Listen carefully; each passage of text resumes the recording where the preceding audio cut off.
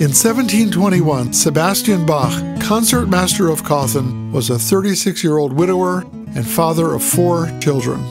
The renowned soprano, Anna Magdalena Wilke, was a 20-year-old maiden. The nature of their courtship is unknown, but a year and a half after Maria Barber's death and about 4 months after Bach proposed, they were wed. Surely Sebastian felt the necessity of establishing a stable home situation for his family, and who is to know the depth of the loneliness he endured?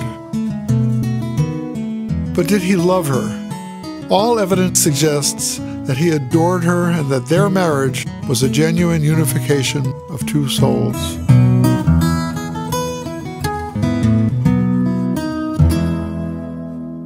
Even though a second wedding would typically have been a relatively subdued affair, the Bach-Wilke wedding was a grand, even extravagant event. It is known, for example, that on wine alone, the bridegroom spent the equivalent of about $6,000, almost a quarter of his annual salary. Prince Leopold presented the newlyweds with a pair of silver candlesticks, by the light of which, no doubt, Sebastian Bach composed many of his masterpieces.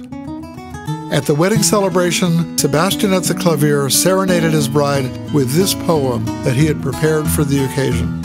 Your servant, sweetest maiden bride, joy be with you this morning. To see you in your flowery crown and wedding day adorning would fill with joy the most stern soul. What wonder as I meet you that my fond heart and loving lips o'erflow with song to greet you. Festive as the wedding celebration may have been, upon entering into marriage, Anna Magdalena Bach assumed the responsibility of stepmother to Sebastian's 4 young children, the eldest of whom was only 7 years younger than she.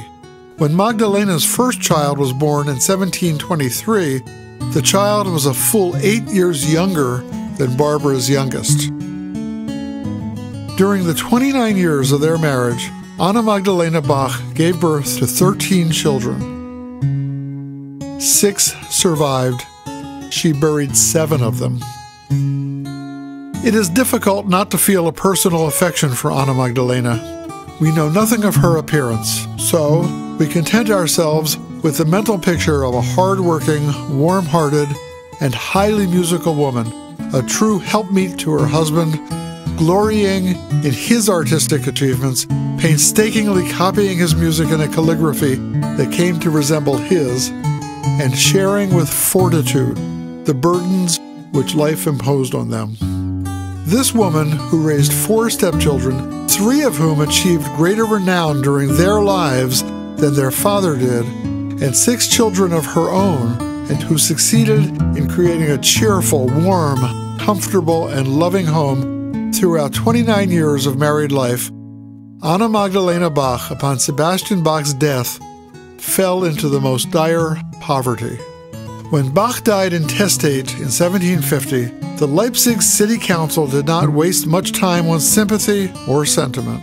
When Anna Magdalena applied for the customary payment of her husband's honorarium through the following half year, the city accountant was on his toes to the extent that he was able to recollect that Bach, when entering office 27 years earlier, had received full payment for the first quarter, even though he had started working only in February. So the council voted to reduce Magdalena Bach's pension.